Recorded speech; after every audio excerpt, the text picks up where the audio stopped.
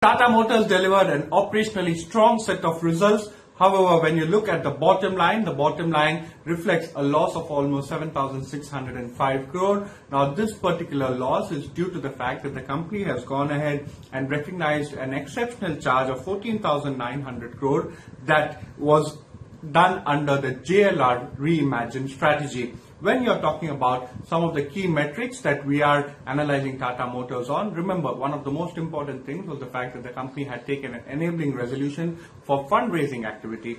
However, contours of the fundraising itself has been referred to the next board meeting. So we are still awaiting details of the fundraising plan from Tata Motors, and this is something that leads to a bit of uncertainty. Also, when you're talking about the results, JLR results have been quite strong. The company's deleveraging plan continues.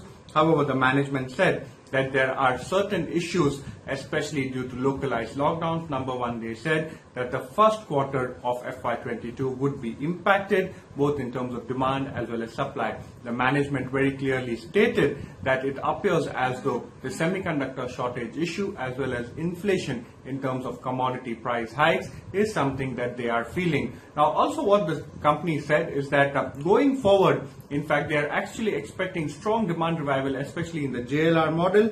They are aim to deliver double-digit EBIT margins by FY26.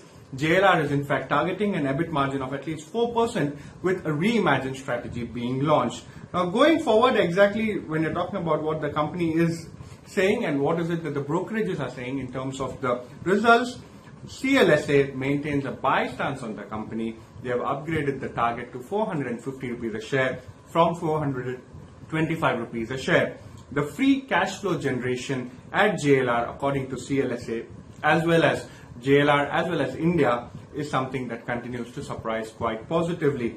The deleveraging, according to CLSA at Tata Motors, has been much faster than anticipated. Strong Ebitda is something that the company has delivered as expected. And now what they're saying is that the management expects a tough first half of FY22 for both JLR as well as India. When it comes to CITI maintains a buy stance with the target at almost 395 rupees a share. The India business, according to them, has outperformed. JLR a tad below their estimates. They are confident on cost reduction and therefore their EBITDA target for FY22 is unchanged. They have increased the FY23 EBITDA estimates by almost 7%. UBS, on the other hand, maintains a neutral stance. They've kept the target at 360 a share. Positive on India, but JLR volume expectations were quite high. The India business Q4 has beaten street estimates, but short-term pain is something that they are wary of going forward. They continue to value the India business at 10 times FY23 estimates. Also, what they are saying is that JLR FY22 volumes is expected to grow 20% plus, but they are expecting Q1 to be a bit break-even.